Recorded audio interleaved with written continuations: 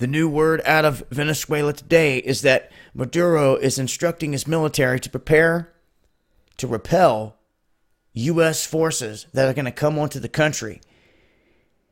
Now, we know they're surrounded. We know there's mercenaries on the ground. We know that there's opposition forces that are sitting in Colombia. Also, Brazil's in on this whole thing.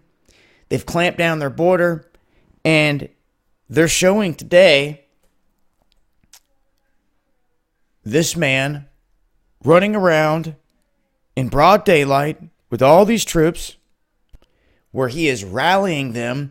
And really, when you look at all these images, you'll see that a lot of these troops are baby-faced. They're very young, and all the guys that have the red caps on seem to be older. You can see here just how many troops they had out here. And once again, by looking at all the younger faces here, all over the place, when you get to the guys with the red caps, they look older. Older men, right around Maduro's age, as I guess the generals. But this is how they've got everything set up here, and they're rallying the troops. They're saying that we are a very powerful army, is what he's trying to tell his troops, and that they're in a position where they can do something. And it brings the question to my mind constantly.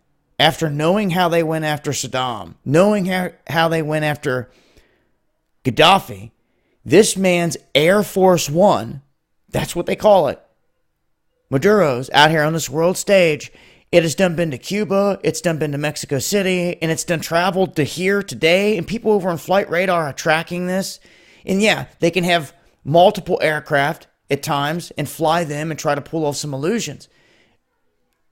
But this man is showing up where Air Force One is landing, their Air Force One. And it just blows me away how there's been no attempt for a decapitation strike on him, no attempt to blow his plane out of the sky and just end it that quickly. And that raises more questions. And then people saying, why is he throwing 666 hand signs up? Why is he throwing the same diamond up that Trump does?